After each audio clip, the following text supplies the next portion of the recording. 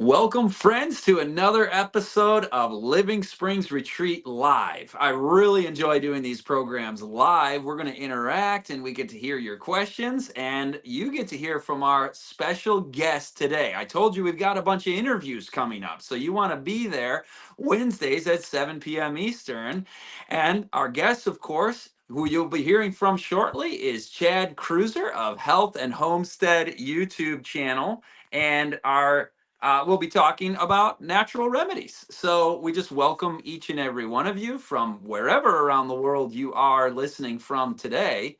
And Living Springs Retreat, you're welcome here digitally, even though you can't be locally at the Living Springs Retreat physically. But I'm thankful for this opportunity to talk about some important themes relating to natural remedies or just natural approaches to reverse things that are afflicting us, from migraines to diabetes to all sorts of things. First things first, our sponsor is none other than Revitagard, which you heard about last time. And since I talked to you about this, I used this on my throat and I woke up in the morning not feeling well. It was one of those things where you're like, oh no, I'm going to be fighting something for days. It's coming on. You drink plenty of water, you get plenty of rest, you live a natural, healthy lifestyle to begin with, and then you do immune boosting supplements like Revitagard throat spray, or we got the sinus over there at the Living Springs store as well. And I did all of this, and by the end of the day, I felt great, went to sleep, and never got sick. So we don't diagnose, treat, or cure anything, of course, but order your bottle and have this ready to go in advance. Your Revitagard throat spray. It tastes sweet and minty. Man, I love this stuff. So I hope you also get supplied with all the things that you need during this cold and flu season that's coming up to fight those things that are coming your way. Now we get to do something new also. Give us your shout outs. We're going to tell folks where you're watching from, and we'll be able to interact with an actual live program this time. So let us know where you're watching from and who you are, and we'll give you that shout out. We have Michaela from Caribbean Island, SXM, Caribbean Island. Wonderful. Thank you for being here. We also have Birds, Bees, and Trees. Hello. Welcome to you also, friend. Next, we have a name that I'm not going to try to read, who's ready to be here, ready to learn some things as we listen to our guest, Chad Krueger. Ionia, Michigan, not too far from my hometown, Grand Rapids. Chad happens to be coming to us from White Cloud, Michigan. So we got some Michigan boys here. Virginia, we were just over there in Virginia as a family in July. Thanks for being with us, H. Win, and watching from California is our friend there in the sunshine of California. I enjoyed 5 years living in Riverside, California. So I love that state. It's one of the most beautiful states. Kalari, greetings from the Amazonian mountains of Bolivia. And you speak English. Welcome. That's great. Finland. Wow, man, people all over the world. GK, thanks for being here. And Chris from Australia, welcome to you as well. Sue from London. We sure do have an international audience. I appreciate that we can do this all the times of the day that we are. St. John's, Newfoundland, Canada. My wife happens to be Canadian, dual citizenship. Welcome, Lena. We're glad you're here from the east coast of Canada. Sherry from Louisiana. Carrie, what is tonight's topic? If you missed the opener, Carrie, it is natural remedies with our guest and expert on that, Chad Krueger. So with no other ado, let's go right to Chad. We've got a whole list. We want to help people with a bunch of things: mental health, headaches, the greatest disease afflicting people like diabetes and heart disease. Chad, can you start us off with how you've seen and what the research says about how depression and anxiety can be overcome? And all of these, we're going to try to see, is there a better way than necessarily going the traditional, standard, mainstream pharmaceutical route? Chad, tell us about depression and anxiety. Welcome to the program. Thank you, Scott. Yeah, it's amazing since COVID, we have seen skyrocketing levels both of anxiety and depression. It's kind of gone through the roof in all ages, but even more so in young people. And we're going to look at just a few quick things that one of the things that this is not the answer to depression. Now, there's a number of things that we can do naturally in our lifestyle, like eating well by eating a lot of high antioxidant foods, which are plant foods. So if you're eating a diversity of fruits, whole grains, some seeds and nuts, and these kind of things. If you're eating a diversity of those, high quantities of those, research has actually shown that for every serving that you eat in a day, two studies, one out of the United States, one out of Australia, has shown that for every serving you eat of fruit or vegetable in a day, it will actually incrementally increase your level of well-being or happiness. And the fascinating thing is it increases happiness that day, but it also forecasts how happy you'll be the next day. So very interesting in that respect, but also exercise is extremely important, and getting out in the sunshine, especially at least for us in the northern parts of the world right now, we're coming toward the end of summer, and because of that, we should be getting the sun as we can. I'm not getting sunburned, but so there's many things we can do. They've shown that just simply drinking, people who drink 5 glasses of water a day are like, they are 3 times more likely to say that they are happy than people who drink 1 or less glasses of water a day. So that's something super simple. And you might think, oh, that's great. I drink like 8 cans of Coke a day, so I must be great then, right? But the research actually shows the opposite, that drinking soda actually lowers levels of happiness. So these are just some lifestyle things that we can do. But one thing you can do as a natural remedy, what you're typically thinking of as some kind of natural remedy, something like lemon balm. This will not reverse depression, but it can potentially lower levels of stress or anxiety. And they did research, and they looked at specifically patients, giving them some lemon balm. And the reason I share this study is kind of important, because you often think, I'm the kind of person, my wife says, I'm the kind of person that says, if 1 is good, 10 is better. But that's actually not true when it comes to things like natural remedies. So the researchers did a placebo-controlled double-blind crossover study. That means that people would try 2 different things, and then you would try both of them to see how you were impacted by it. They gave people either 300 milligrams or 600 milligrams of lemon balm extract, and they also had a placebo. So you had these people trying various different things. And what they found, this is specifically giving it to them for stress, and they found that while taking 600 milligrams of lemon balm, they had an increase in calmness during a stressor, but they also had lower levels of alertness. So we're probably not wanting to lose our ability to be alert, where you're going to kind of be cloudy. But what they found was, while taking the 300 milligrams of the lemon balm, they enhanced their speed in mathematical processing without lowering their accuracy. So meaning the 300 milligrams had a benefit. They felt better, lower levels of stress, but it didn't negatively impact their alertness. So once again, natural remedies can be very good for us. And so you might think, well, if they're good for me, then they're natural, so I can take as much as I want. But too much of a good thing can also be not so good for you. So something like 300 milligrams of lemon balm, very simple. You can make a tea out of lemon balm. I have some growing right outside my house right now. It's one of my favorite. I just love the smell. I go over there and I just rub my hands through it, smell it, and it just has such a fantastic smell. That's one thing. When it comes to depression, researchers have actually found, now I'm not, one of the things that people should not do is immediately just jump off of medication for depression. That could be very, very dangerous. If you were ever to get off, you'd want to work with your doctor, because it can cause serious side effects, people wanting to take their own lives. I'm not saying everybody, but that's why people have to work with their doctors if they're already on a depression medication.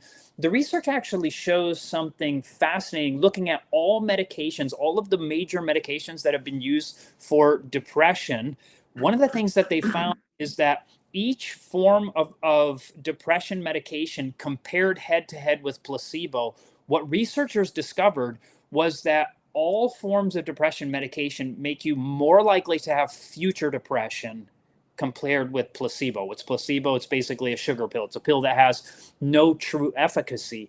And the researchers discovered that all other forms of medication that were in this particular study, they all had an increase of depression. And now they may have a temporary benefit, but at some point it's more likely to make you depressed. Now, once again, don't just jump off, because that can be dangerous.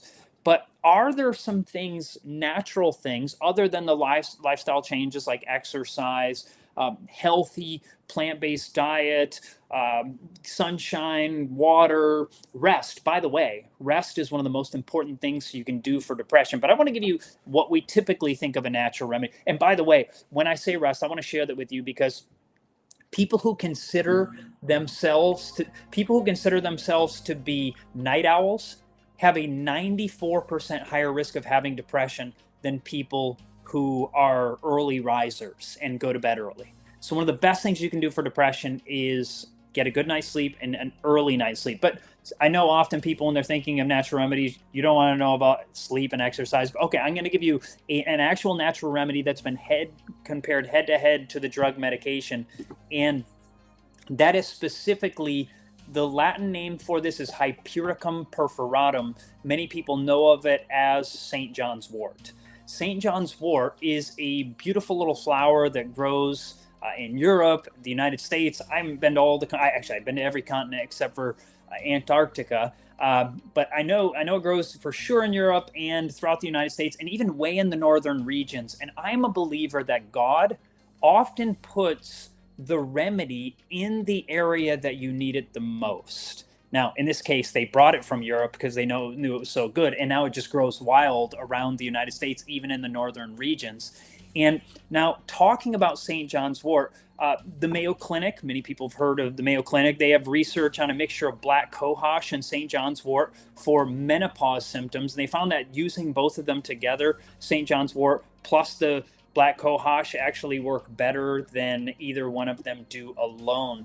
And I want to share with you some quick research on it that St. John's wort versus placebo. They did a study of over 105 people with either placebo or 300 milligrams of St. John's wort, and 67% of the people taking St. John's wort lowered their depression versus 28 in the placebo group. Now, many people don't realize when they hear numbers like that, like 68, I mean, that's less than 70% of people. But that's still a majority of people. People think many drugs are like 100% efficacious, and very seldom do you have that. Many drugs will have like a 5, 10, 20% benefit. So a 67% benefit is significant. But you say, but Chad, that's just placebo.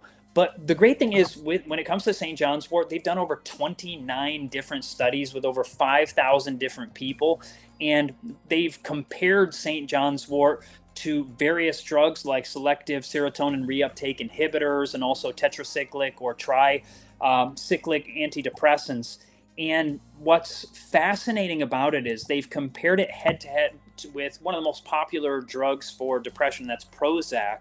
And the Journal of Clinical Psychopharmacology reports on St. John's wort versus Prozac in a double-blind, randomized, placebo-controlled trial. And they found that St. John's wort was significantly more effective than both placebo and than both Prozac and placebo. And so something as simple, the great thing about it is you can also, I mean, I could go out, it grows all over my yard naturally here. I don't even need to plant it. It's just walk out and you see these beautiful yellow flowers out there.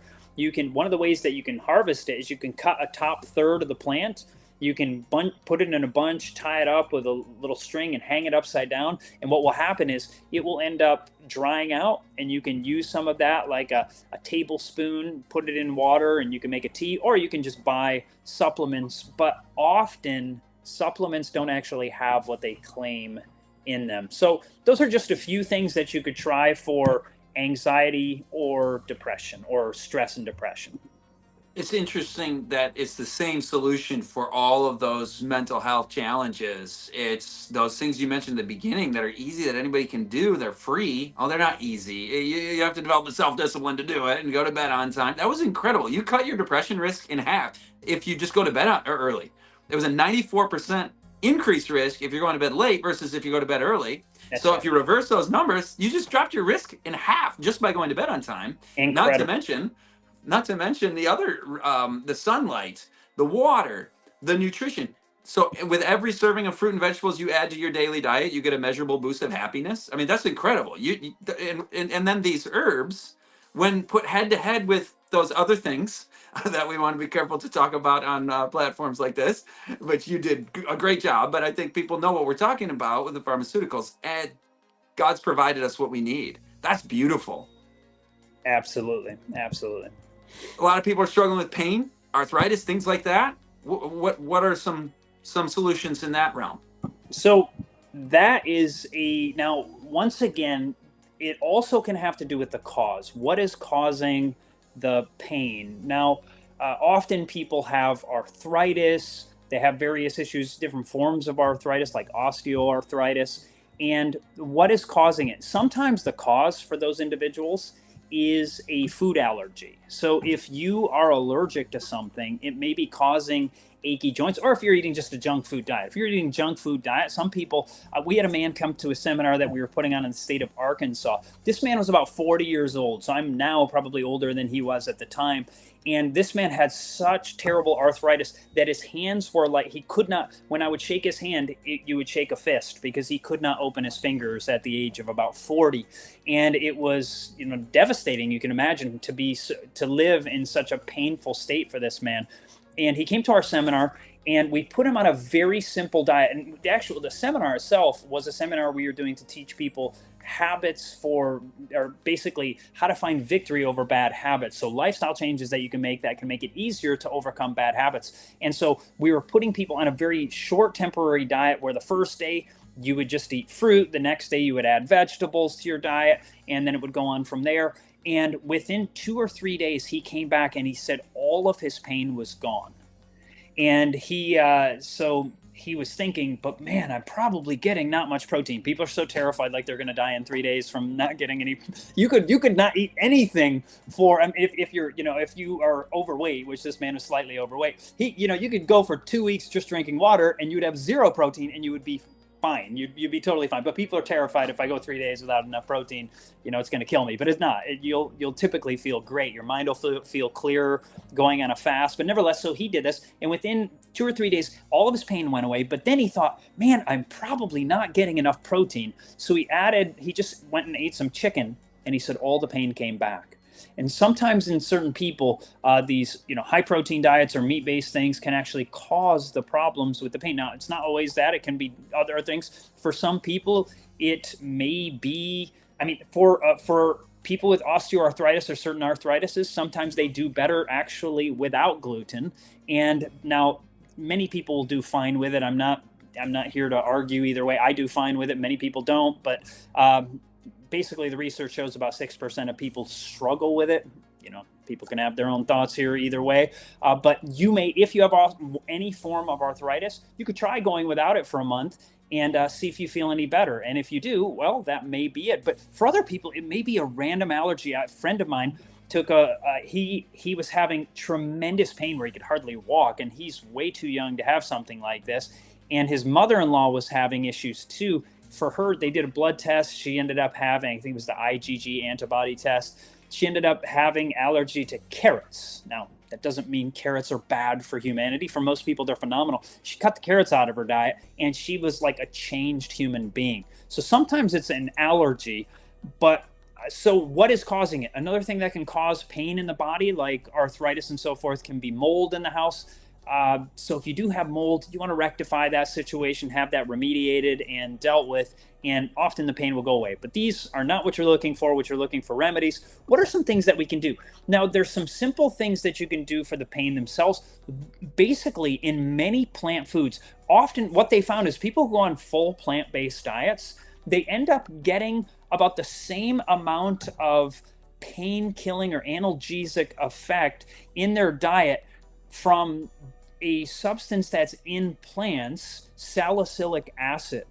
And these salicylates are found in plant foods. If you eat a high quantity of fruits and vegetables, you'll actually often be getting as much salicylic acid as you would be getting in like a Tylenol in a day. So you should be, by eating a bunch of plant foods, high plant food diet, all the antioxidants, the salicylic acid that comes in these things can actually lower pain in and of itself. But now I want to talk about one of the most powerful things. We just had somebody today, my wife just showed me, somebody wrote to us about what I think is one of the most powerful things for pain. And this is not so much of a pain reliever as something that heals the pain in the body.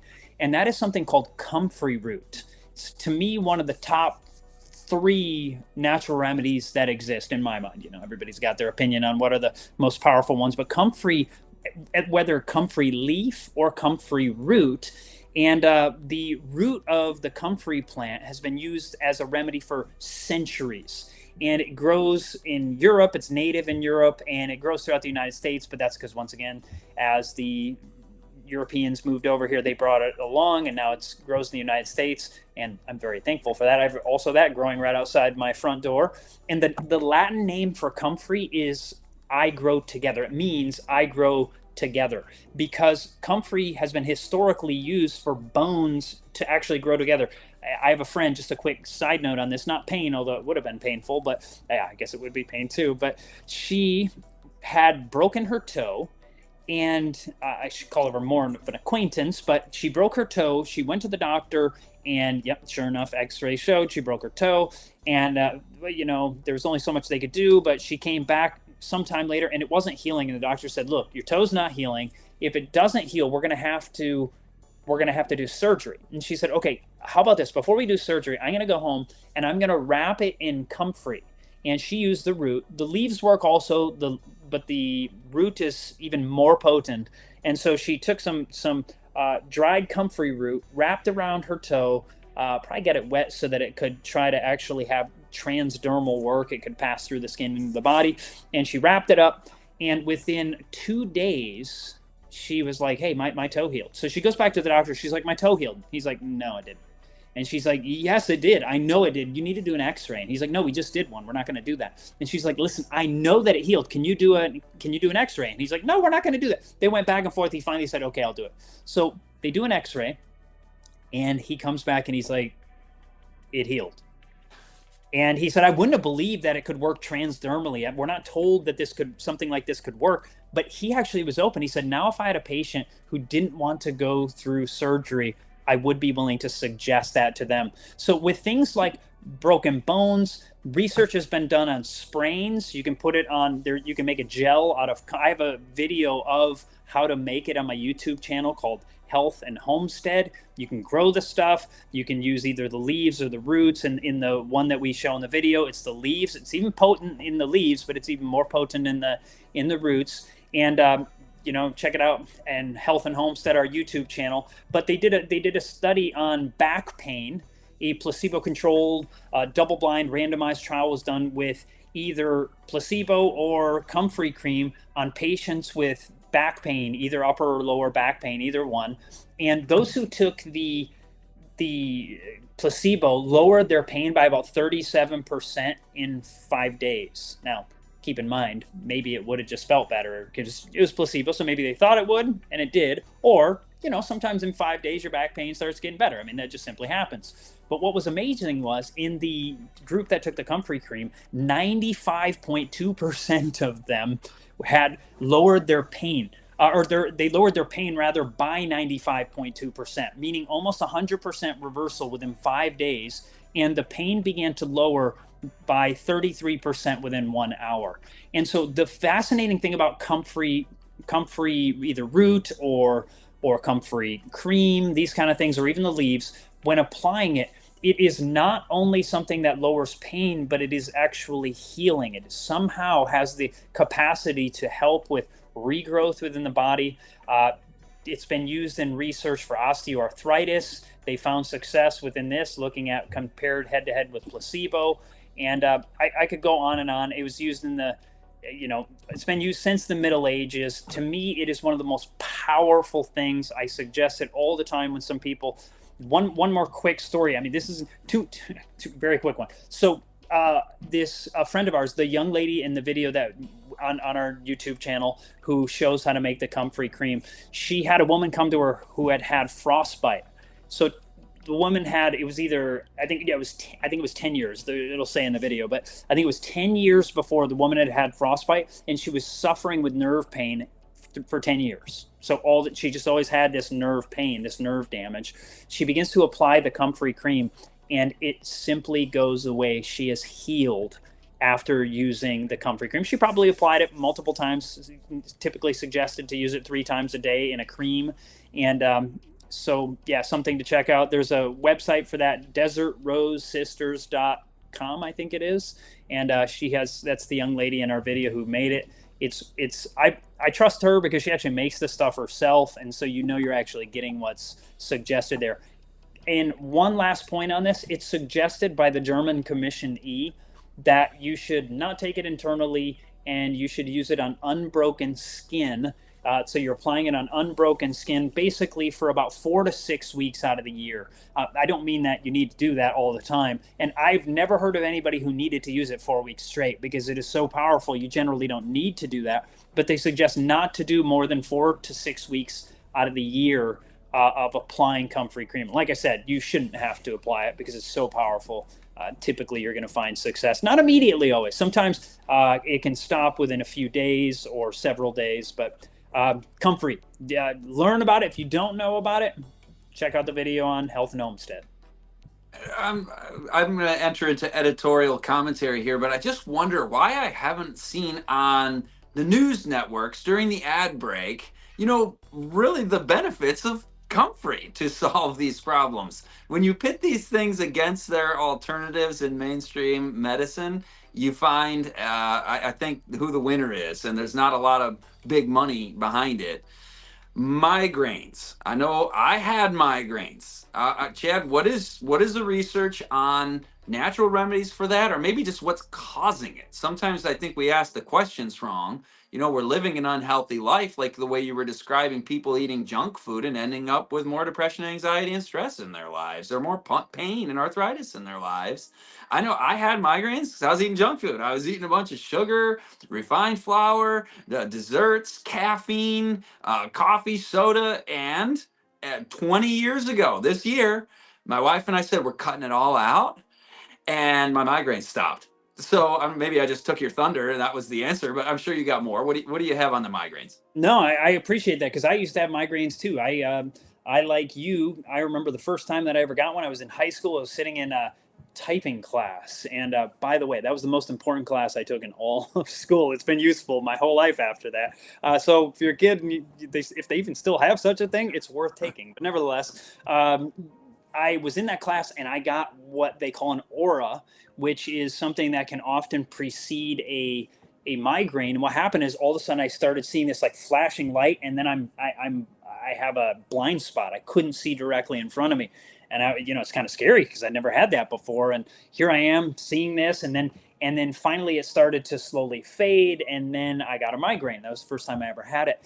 And just like Scott, I used to, coffee, soda, terrible diet, junk food all the time. And, whether it's high fat, high sugar, all these different things. And I suffered with migraines.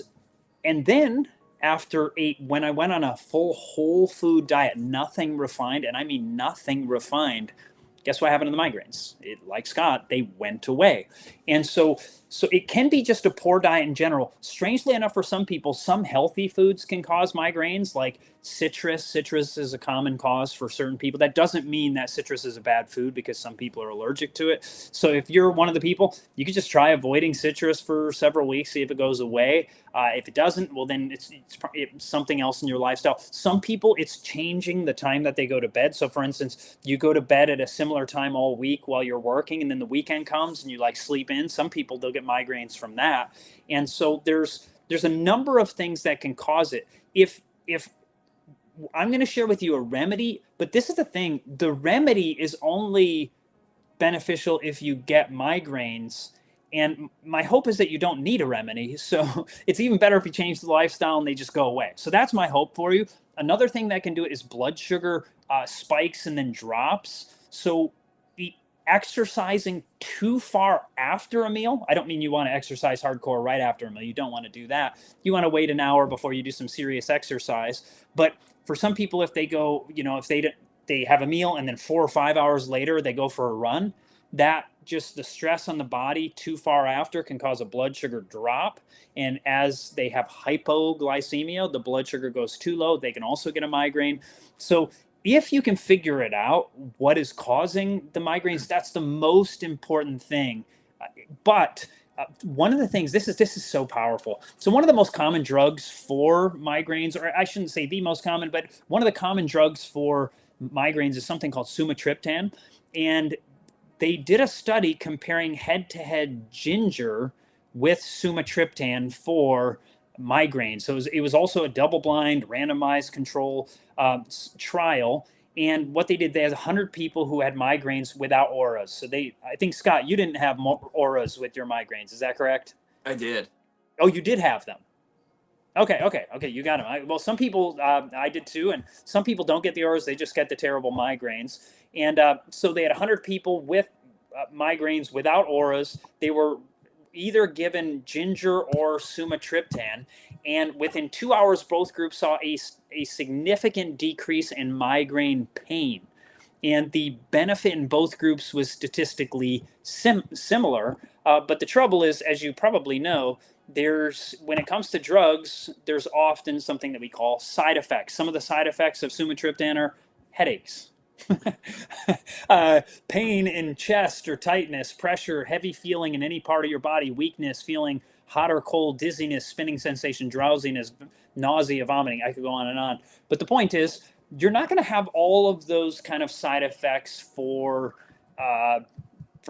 ginger. And the cool thing is, you can take it in a very simple way. You can even get dried ginger super cheap. You go and buy it in the like baking section, and you can take like a quarter or an eighth of a teaspoon, and you can just mix it with water and you can drink it down, and that can be very powerful, just as good as medication. But like I said, my hope is that you'll be able to figure out what's causing it, so you never have to live with migraines again. And that's what's even more important. I'll be honest with you, research has even come out on, if you struggle with lust. Research, they've done 2 studies looking at people. I guess I won't use the word, but they're much more sexual when they eat ginger, and so they think about it more, and they do things to themselves sexually. And so, if you struggle with any of those kind of things, I would only use it medicinally if you need to.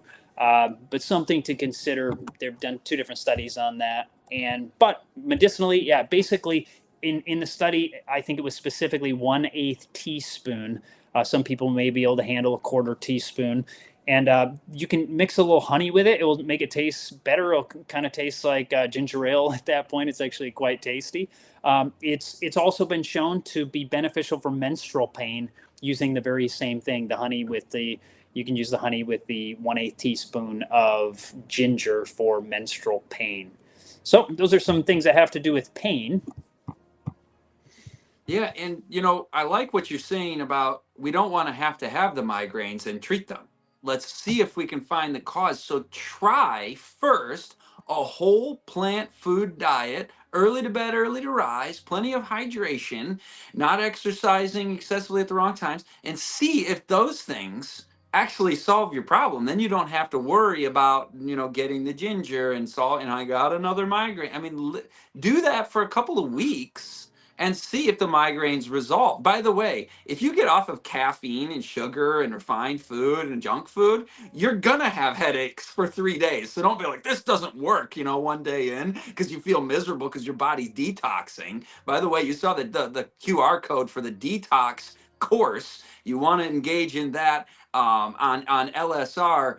Click on that or use that QR code and sign up for their detox course, because you can do this from home, and you might see things like headaches that maybe they weren't migraines, or maybe you do have migraines, and you go through a step-by-step process to eat the right things, drink the right things, and follow a program, a lifestyle. Really, you need a lifestyle overhaul, and that's like what I was saying earlier, right, Chad? This is easy solutions because it's just natural and simple, but it does take that getting over the hurdle of, yes, I have to do this and I can do this, and you're going to like the results. I mean, who doesn't want to be happier? I keep going back to that: eat more fruits and vegetables, become more happy. Eat more junk food, more depression and anxiety. No brainer, right, folks? I mean, let's do it.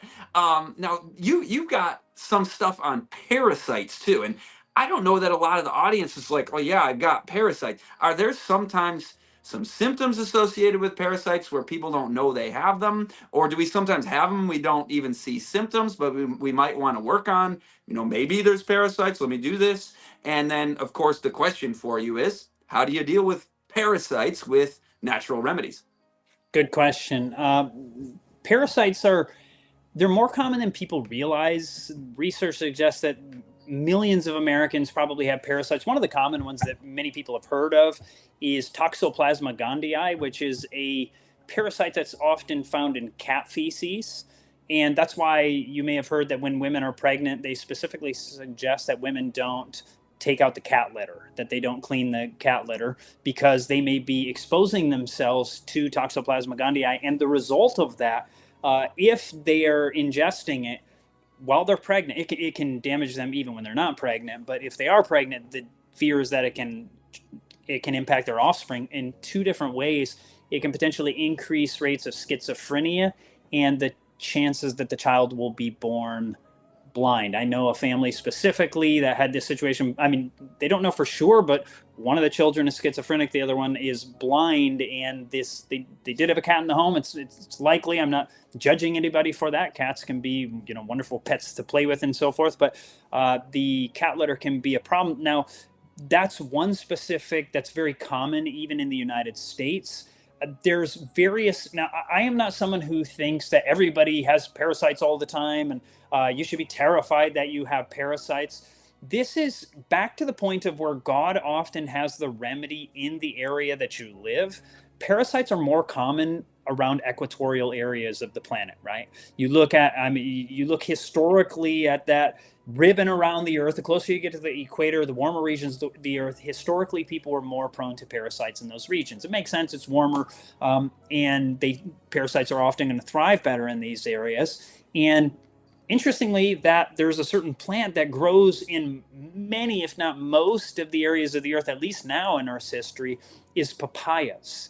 And not papaya itself, but specifically in the papaya, you have those black papaya seeds that are inside of there. Most people don't eat them, and I don't suggest that you eat them on a regular basis. Now, papaya, sure, there's nothing wrong with eating papaya on a regular basis. I don't suggest that you eat papaya seeds on a regular basis, but back to the question of how many, so specifically when I mentioned how many people have Toxoplasma gondii, the CDC, the Center for Disease Control and Prevention in the US, suggests that 40 million people in the United States have Toxoplasma gondii. So that's more than like 10% of people. That's significant. And that's only one parasite, not to mention potentially others that could be. It was an older study I should remember where it was found, but I can't recall off the top of my head, but it was an older study that in the United States, it was that somewhere around 17 to 19%, I don't remember the exact number, 17 to 19% of men in the United States had the parasite that is commonly found in pigs. And my mind had just drew a blank, the name of it, trichina larvae, the trichina larvae. And this, which can give you trichinosis, which is fascinating. What it does, you eat it. As you eat the swine, the pig, it can be in the flesh, and as you eat it, what happens is it can have the eggs inside of it. It goes into you. These eggs will hatch, and then you have these little larvae burrowing through your body. And as they burrow through, they can die like on your elbow or something like that. And so you start to have like an achy joint, and you think your doctor says, "Oh, you have arthritis," because yeah, I mean, that's probably what you have. I mean, that's likely what you have. And sometimes it's not that. It's like as that parasite died there, it leaves a calcified cyst. And so now you're getting pain as a result of it. And so there's a number of things I would just avoid. Pork's just not a healthy food, folks. That's very clear. So just if you're going to eat meat, of which I don't, I wouldn't eat the pork. But nevertheless, so back to the question of, is there anything we can do for parasites? Now, this is specifically for the parasites that are found in the stool. It may work for other areas of the body. I don't know for sure, but there's one particular study. A study was reported in the Journal of Medicinal Food, and they took 60 Nigerian children who had parasites in their stool. So they analyzed the stool of 60 kids, and they divided these 60 kids up into two groups. One group of 30, they gave them as a placebo honey. and the other group would have 4 grams of dried papaya seeds mixed with honey. So it's kind of funny because it's a test where you use the placebo with the actual remedy itself. But what's interesting is what they found is that 16.7% of the children who took the honey cleared the parasites. So is it placebo effect? Probably not, because honey actually is something that may be anti-parasitic. It can be antibacterial, various things. But what they found is those who took the 4 grams of dried papaya seeds, 76.7% of them cleared their parasites, which I find to be fascinating. It's incredible that 76, and that's just one application. That's taking it one time. Often, if you're taking some kind of pills, you're going to be taking them day after day after day, maybe for a couple of weeks, and then finally they'll clear it. This is one time taking dried papaya seeds. My wife and I, sometimes if we go to kind of a third world country where I have kind of a weak stomach, so I'm prone to getting stomach trouble in these countries, we dry our own papaya seeds. And if I get sick, I'll take charcoal typically if I get a stomach ache, but I'll also take some dried papaya seeds. Don't take them all the time. I know there's people who are constantly afraid they have every disease out there and they'll take them every day. They can have negative side effects if you take them regularly. You don't want to do it. Don't do it regularly. Only use it if there's real reason to believe, if you do it once, it's not a big deal, but don't go like, oh, I have parasites, I better take these things every day. No, don't worry about it. It's not something you have to worry about constantly. I know there's some people who have kind of a fear there. I like how all the answers are natural. That's our theme today. If you're just joining us, folks, it's Natural Remedies with Chad Krueger of Health and Homestead YouTube channel. And I've got one more question for Chad. He has a wealth of information with each of these questions. And then we're going to go to your questions. So have them ready to go, and do scan that QR code. Follow Chad's work over at Health and Homestead, dealing with many topics in addition to natural remedies, from homesteading and preparedness and growing things to other health tips. And I really value the wealth of content there. And you also mentioned charcoal.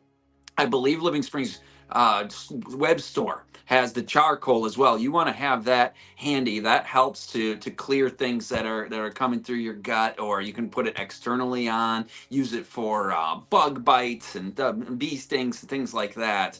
But Chad, my last question for you is, we've been dealing with kind of, mental conditions and other things, but what the biggest disease that's killing people is heart disease, and of course diabetes right along with it. I think you're going to have the same answer for both of these, so I'll bundle them together.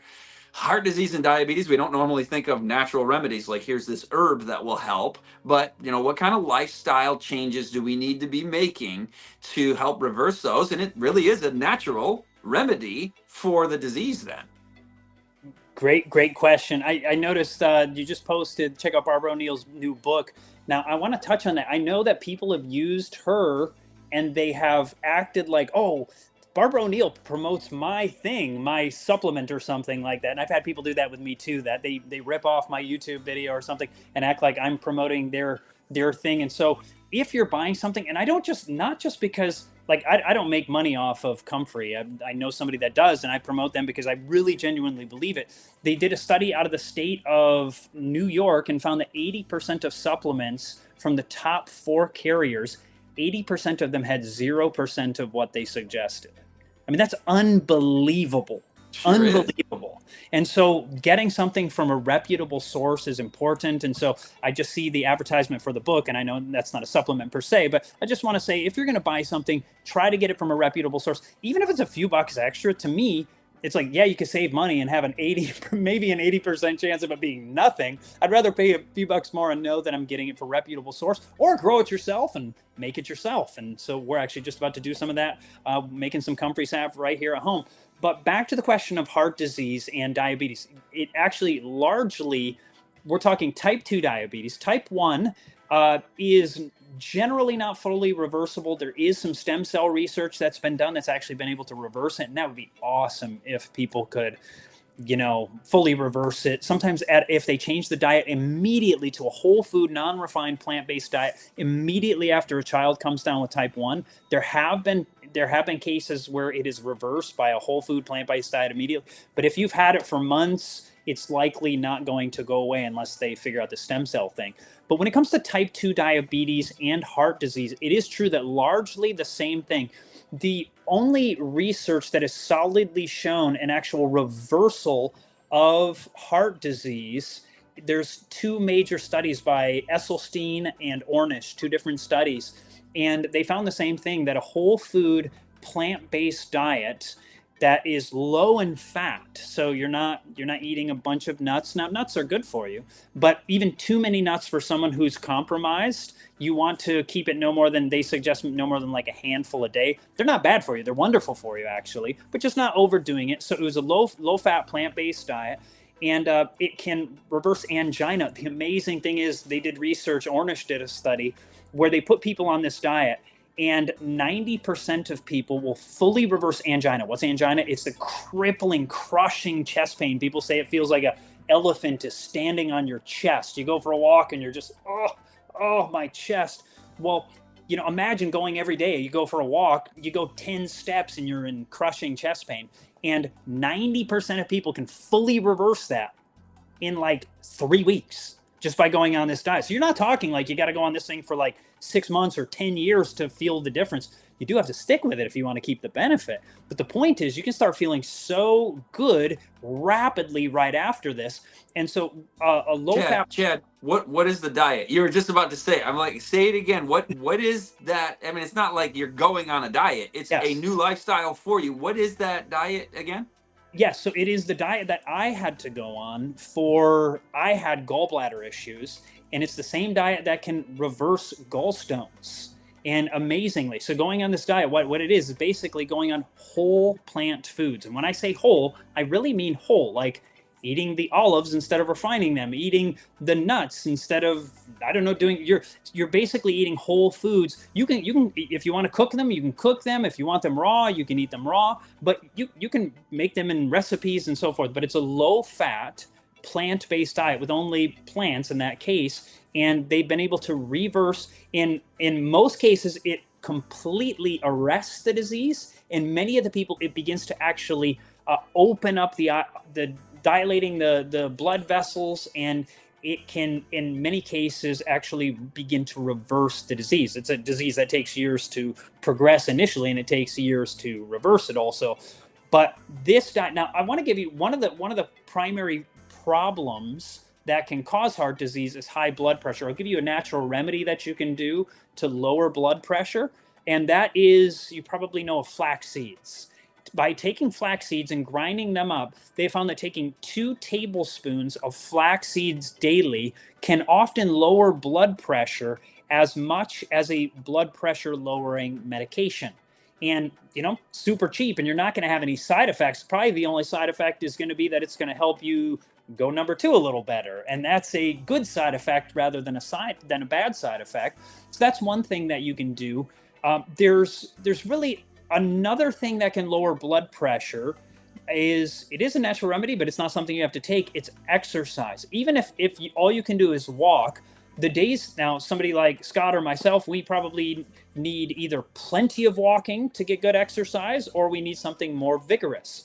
But whether it's walking, in my case, it'd be going for a jog or a run, or if it's lifting weights or doing body weight exercises, calisthenics, what researchers have discovered is that the day that you do them, after you exercise, you will have a lower blood pressure for the rest of the day, but it will go away the next day. So if you think, I exercised today, I'm done, I don't need to do it tomorrow. Well, no, you'll only get the benefit today. So you need to do it daily. And that's, Scott spoke to this earlier. It's not about going on a diet. I use the word diet, but it is a new lifestyle. And here's the thing too, any new lifestyle, says in the book of Hebrews, basically, that all discipline at first seems not pleasant, but painful, but afterward it yields the fruit of righteousness to those who are exercised thereby. And so, meaning when you first start some new habit, it's hard, you don't like it, maybe you get like sore because you worked out or whatever it is. But once it becomes a habit in time, you actually love it and you don't want to miss it. You feel so good. They asked these men who they asked the people rather who went on Esselstyn's diet, which is this low-fat, plant-based diet, eating plenty of fruits, vegetables, whole grains, and low-fat. What they found is that these people started feeling so good. They had so much energy. They just totally changed. And one other side effect, they also share is that the men began to. These are old guys, and they struggled with impotence. But when they went on this diet, as old men with heart disease, their impotence went away. And you can imagine they really enjoyed that. And so their lives were, and so people say, yeah, but Chad, that's such an extreme diet. That's very extreme. Kind of, but it's also extreme to have someone cut your chest open. That's a little bit extreme, you might say, right? And taking all kinds of drugs with all kinds of side effects that may cause impotence, right?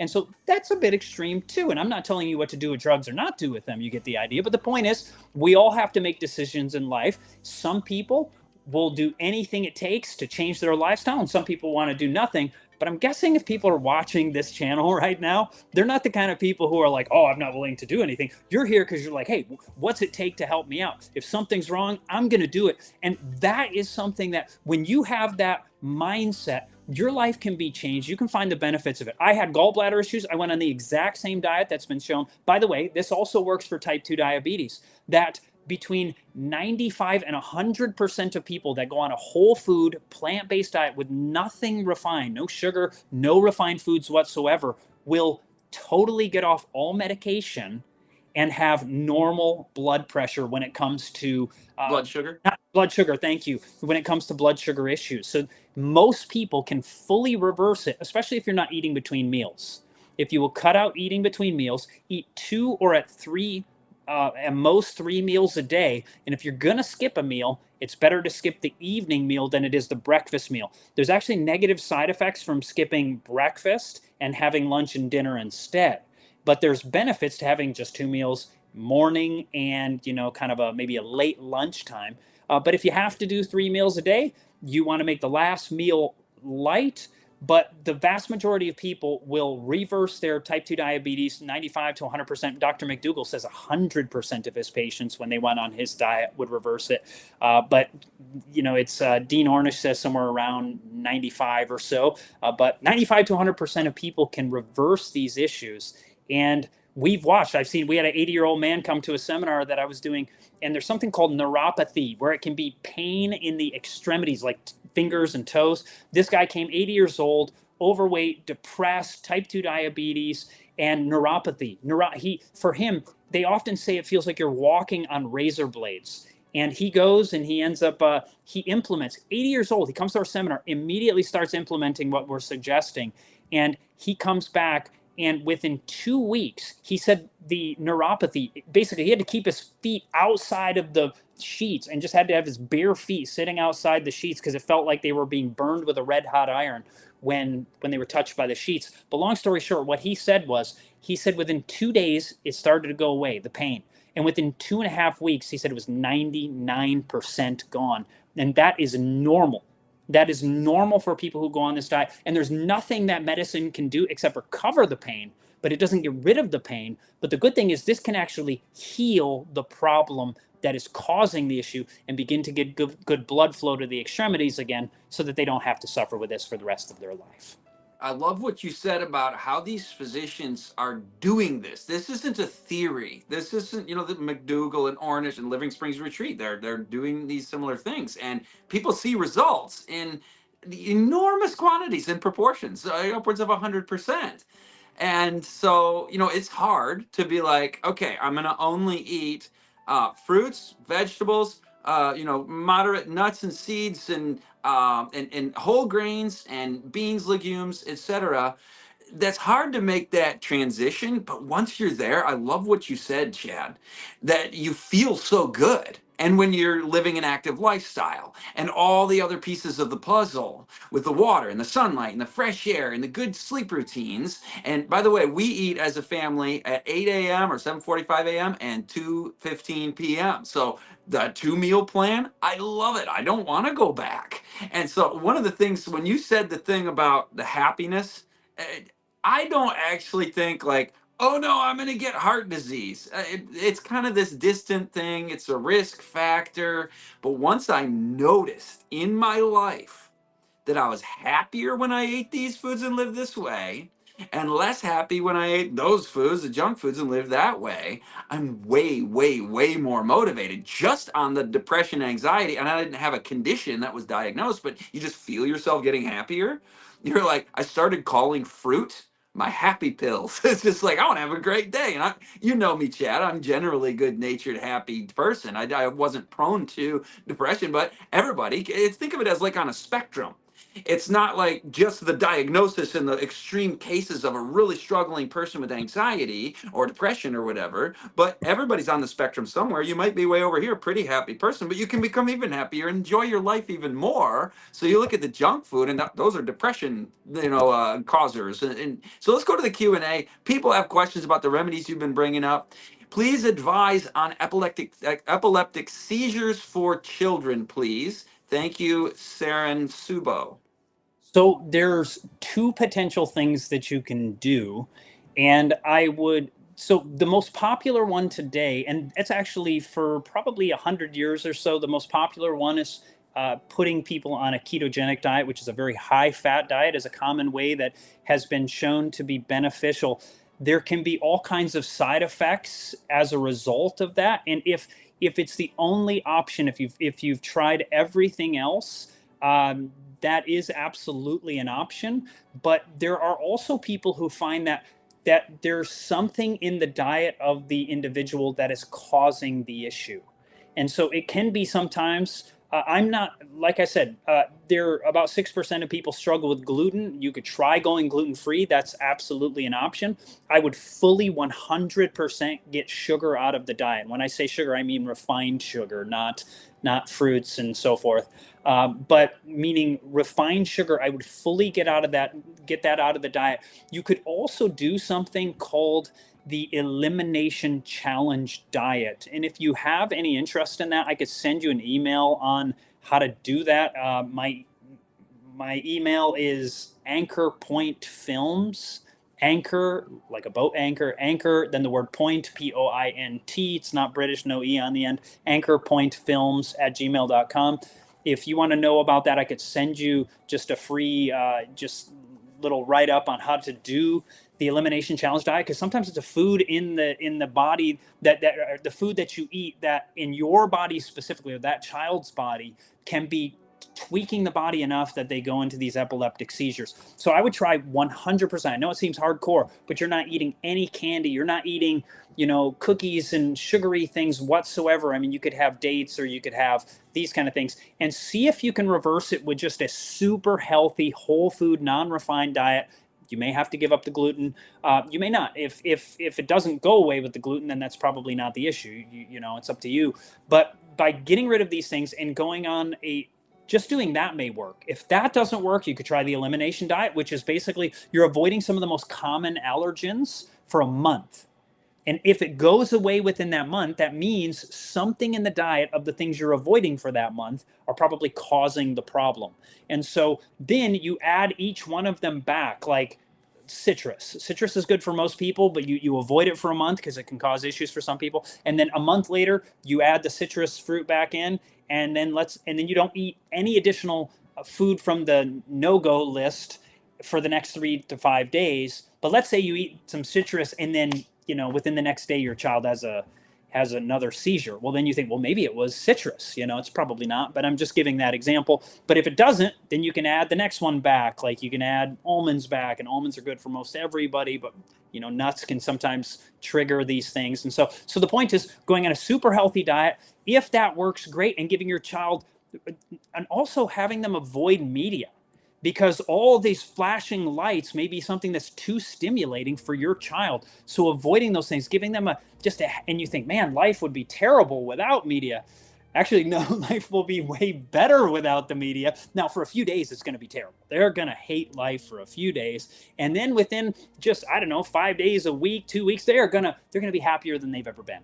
So, avoiding those kind of things, getting adequate exercise, eating at very regimented times so they don't get blood sugar drops. Those are a few things. But like I said, anchorpointfilms@gmail.com if you want me to send you information on the elimination challenge diet. It's just a temporary diet and figuring out what might be causing the issue. But like I said, if your child is having, if they're having terrible, terrible continual seizures, the one diet that has commonly worked, sometimes a plant-based diet will do the trick, but other times it's been the keto diet. I don't suggest that unless someone absolutely has to do the ketogenic diet.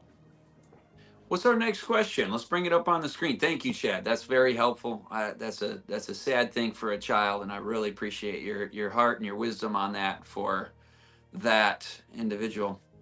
We have other questions coming up, team? There we go. Being an athlete, I drink almost a gallon per day. Chad, do you have a comment on that? Is that recommended? Is there any concern about electrolytes, maybe adding something to the water? Yeah, good question. Good question. So, if you do, some people. So if you're an athlete, it's very common for athletes to drink a gallon or so a day, and generally that's not a problem.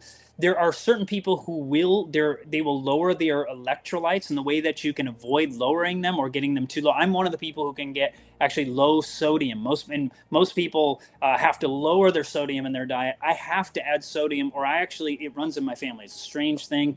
Grandpa was in the hospital with low sodium. My uncle was, and I've had my blood tested and been low in it. Most people are not like me, but if you are, one of the things you can do is you can put like a quarter teaspoon or so of salt in about a quart of water, and you won't even taste it hardly at all. It's not like drinking, you're thinking like ocean water or salt water. It's not going to be like that. It's so minimal that but that's only if you can go have blood work tested one day, and if you exercise that day and your blood levels of sodium are just fine, you probably don't have to worry about it. You're probably getting enough in your diet that you're not going to have low sodium. So it can be a great amount of water for an exerciser. For someone who's not exercising, they probably don't need that much water. It's one of the things that's suggested is like half your body weight in ounces. If we're talking weight here, we're talking about, if you're 100 pounds, it'd be 50 ounces. You're 200 pounds, around 100 ounces. I think you get the idea there. But yeah, that can be perfectly fine as long as you don't have any negative side effects.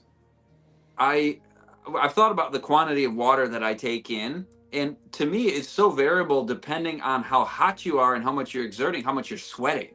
So you're Yes. wanting to replace. So the best way, I think, Chad, tell me what you think about this, to determine the quantity of water is to gauge it by what you see in the toilet. Is it bright yellow?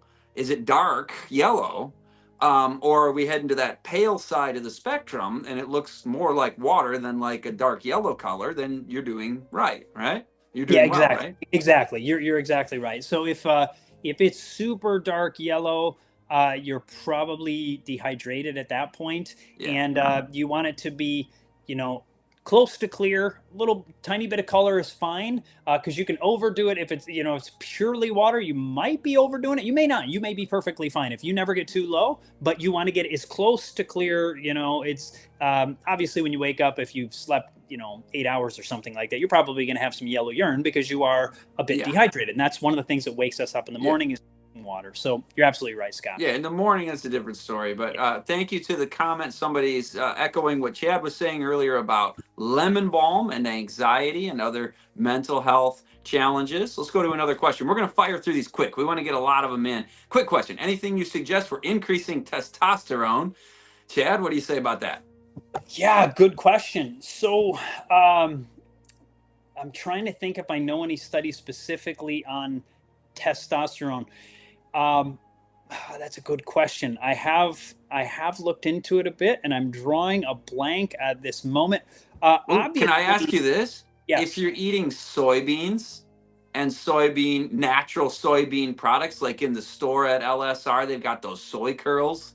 and I hear like soy is going to make you a woman, and you're going to have, you know, you're going to lose your masculinity and testosterone. You're going to grow tissue where women have it and men don't want it on their chest. What's the word on testosterone and soy? I did a video on my YouTube channel on will soy give me man breasts? Because that's the great fear in life. One of the greatest fears of humans is eating soy.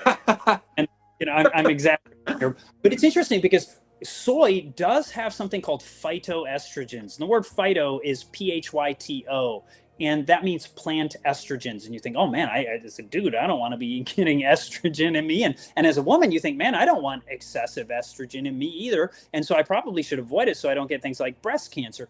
But what's very interesting is research shows that women who consume more soy have lower breast cancer levels. And by the way, it doesn't, I go through the research, it does not cause man breasts. That is something that's simply not true. But when it comes to the women, it's interesting because phytoestrogens are a mimicker of estrogen. And it seems that women who consume more of them actually have lower levels of cancer because it can actually replace some of the estrogen in the body, and as a result actually enhance their health. Like for instance, Japanese women eat 7 to 9 times more soy than Americans do, yet have significantly less cancer than Americans do. So it doesn't seem to be working if it's causing the problems. You don't see it to the same degree that you do in the United States.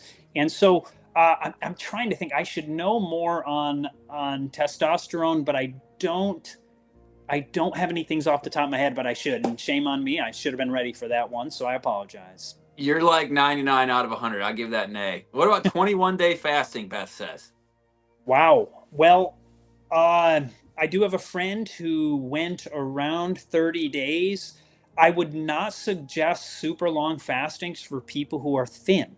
If you're seriously overweight and you want to go to, there's a place called True North in California where they help you do this. Not really even that expensive to go there. It's like, I don't know, $200 a night or something, a little bit more than a hotel. I could be wrong on the price, but I don't think it's really that expensive, where like they monitor you so that you're actually doing okay for a fast. If you need to for some specific reason, there can be benefits to doing it. I don't suggest people go on super long fasts like that generally. I really don't think people should try 40 days like Jesus did. Jesus did that for us, and we don't need to go out and do that. But myself, I do like to go on short fasts from time to time. I just did one probably within the last week, I think I did. And I like to do a simple fast, but I'm relatively thin, so I don't overdo it by doing them all the time. If I were overweight, I would do it more often because I actually like to fast. But I wouldn't, without like being under some kind of medical provision, personally, I wouldn't suggest something like a 21-day fast. But like I said, I had a friend who did a medically supervised fast for around 30 days, but he was obese when he began. And so it was perfectly fine for him. And so, yeah, be careful with super long fasts. I again recommend the detox program, the LSR detox program. I wonder if the team can bring up that QR code as Chad answers this next question about comfrey. But you know that there's an element really in fasting that is detoxing, and you can learn a very specific detox program that can accomplish what you want to accomplish. So, Chad, do you have a quick comment on comfrey as a natural fertilizer? Yeah, people use it around, some people grow it right around fruit trees so that it can basically compost right on site as the leaves die off. It can be used for that. It's commonly used. It's a phenomenal fertilizer. So using it for plants, you could even just cut the leaves, compost them somewhere, put them down where you're going to grow your food. It is also a great fertilizer also. Awesome. Next question. Maggie asks, will the comfrey help degenerative back disease? I can't guarantee that it will. I don't sell the stuff, so I have no like financial reason to promote it. It's just to me, one of the most powerful remedies that I know of, and the research backs it up. Like study after study, you can go. I have 2 videos on my channel talking about it. One is showing you how to make it. The other one is going through the scientific research, and I absolutely would try it personally. And I'm not just trying to promote them. They give me nothing for it, but desertrosesisters.com. I know they make it legit. They do not use like rotten comfrey. They use it really well. Desertrosesisters.com. I would absolutely personally give it a try. Is it going to work? I have no idea. I can't guarantee that, but it's to me, it's the kind of thing. It's called bone knit because it's not going to typically like put bones that shouldn't grow together like you're not going to all of a sudden have a stiff leg that doesn't move after using comfrey because it grew your bones together. But as far as actually damaged portions of the body, it can often do almost miraculous things. I know that specifically Barbara O'Neill talks about, she had hurt her shoulder, worked on her shoulder. They talked about she was going to need surgery. She didn't need surgery after using it on, I think it was a damaged muscle. So the point is, this stuff is powerful, both in the research and in many anecdotal individual stories. So it's probably worth a try. Thank you, Margie. Next question from Pamelia. I have Achilles heel and a knot coming out. I'm thinking it's a bone spur. I've been applying comfrey and castor oil. Folks, get your castor oil at LSR store. And she makes that for herself. What do you think about that, Chad? I would try. I think both of those things would be a great option. And like I said, I have no idea where you got your comfrey cream, so you want to make sure. Or if you're growing it yourself, you could either use. I mean, you can even buy like comfrey root itself, where you can buy the actual. I just bought some yesterday. I have it growing outside. I probably didn't need to buy any. It was just a situation where it's probably easier to buy. I can keep the plants growing and use the leaves here at home. I don't use the roots, although they're more powerful. But if you get the roots, you could get them wet, apply them right to it. Like while you're maybe sleeping at night for the night, it could be kind of just soaking in, have that transdermal power going into the skin. It's worth a try. I can't guarantee it, but I think that's one of the things, specifically the young lady in the video when I recorded her, she was 16 years old. This is not like some little charlatan. She'd give this away, and she had these amazing testimonies of these people that she would just give it to. She gave it to these one folks, and literally the next day, their brother came and he's like, I saw what happened to my brother. I want to get some of that from you. And so I would try. I think the castor oil and the comfrey, I think it's a great option to try. Great. And folks, watch the video on comfrey at Health and Homestead YouTube channel. Thank you for that question. Christy asks, can castor oil help heal blood clots in the brain and stroke damage in the brain? Ooh, that I have no idea. So I have looked into some of the research on castor oil, but I can't give you a yay or nay with that one. It's probably not going to hurt, by applying it to the head.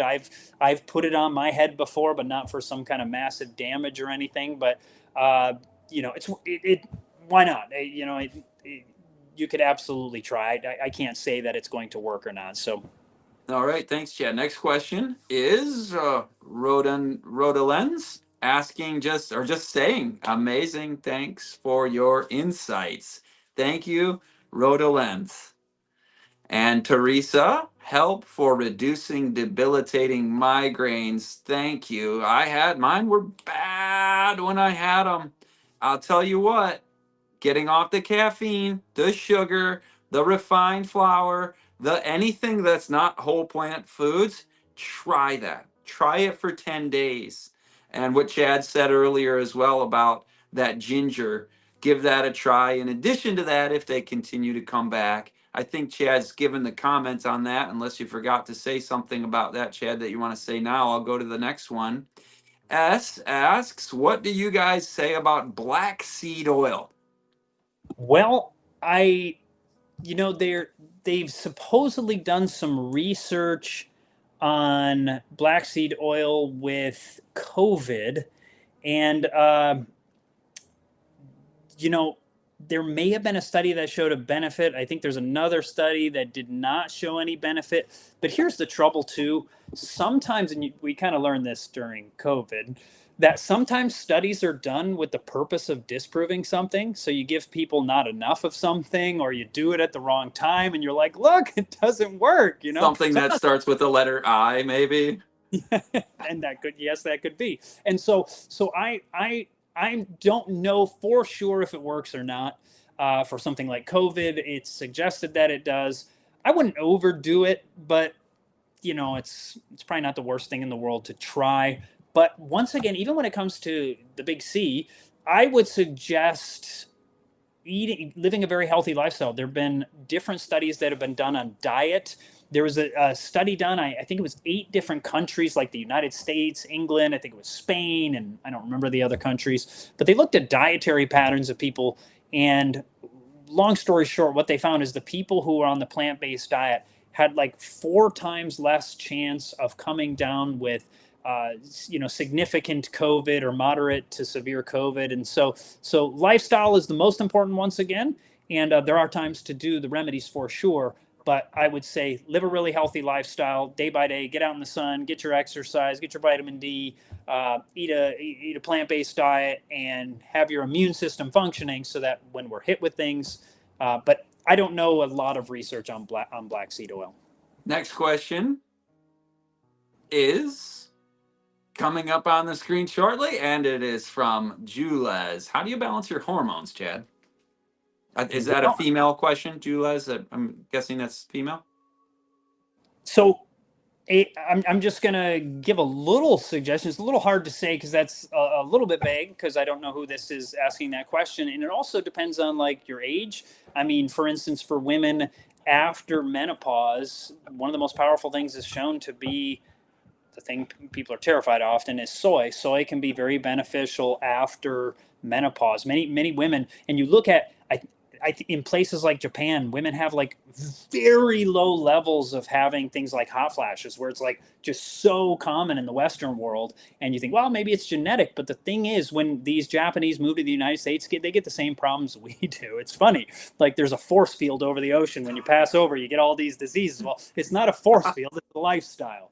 And so the lifestyle that they live over there makes them less likely to come down with these things. So that's maybe after menopause. When it comes to maybe women who are of childbearing age, we could maybe say, simply often living a whole food, often women who have terrible menstrual issues, by going on a low-fat, whole food plant-based diet, similar to the Esselstyn diet or the Dean Ornish diet, often their terrible PMS issues or the pain and the suffering that they go through, often it just goes away at that point. And so that's one of the ways that it can help balance their hormones. So low fat can often, what's happening is people are eating a lot of fat. They think they hear about, good fat, good fat, good fat. And so they eat tons and tons of good fat, but you want to even be moderate, even in good things. And so just a low-fat plant-based diet has been shown to often even reverse menstrual issues. So hopefully that's helpful. Awesome. Should we take castor oil by mouth? How much? So I cannot say for sure. I do know that it's one of the most common things in the United States for, not in the medical system, but specifically in the women who help deliver babies, like in the home. What do you call those ladies? Midwives. Midwives. Thank you. Shame on me. It's one of the most common things given by midwives to help women have their babies. And I do think they take it internally by mouth. They give it to them at that point. But I would be careful and don't just trust me because I said that. Look that one up. Do your own research on that one. But I think they do actually give it by mouth at that point. I don't know that you want to take it all the time, so I'm not going to give a definitive answer on that. I'm going to tell you to do your own research, look into it, and if you're pregnant, you want to know very well that it's okay rather than just listening to a guy on the internet. You want to make sure that something's safe.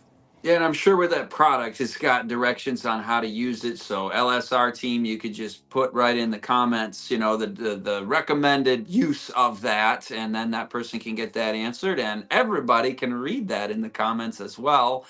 That was our last question for tonight. If we didn't get to yours, save it. We'll keep talking with you all, but we're gonna wrap up for tonight. And I gotta tell you first though, what is next time? Next week, Wednesday, same time, same place, 7 p.m. Eastern, 6 p.m. Central. I get the privilege of interviewing Dr. Leela Lewis from Liberty and Health Alliance. She will join us to discuss health as mission, as from a Christian perspective of helping those who are in need, and also her own journey, and not only in founding health mission, medical mission type of organizations, but understanding the value and the sacredness of life, and lives of the unborn. So we're going to talk with a very dynamic and well-known individual, Dr. Leila Lewis, next time. So stay tuned, and we will see you then. And of course, one more time, we're very thankful for Chad, the time you've given to us, and I hope everybody who's gleaned even one little bit from this really thorough and power-packed information hour and 20 minutes we've had together, you got to get over to that YouTube channel, Health and Homestead. Watch more of Chad's content, share it, and our producer, Christian Digital Network, CDN. Thank you, Jeremy and the team, for making this production possible. So, folks, CDN, it's from likes to lives changed. Scan that QR code, subscribe to CDN as well on their YouTube.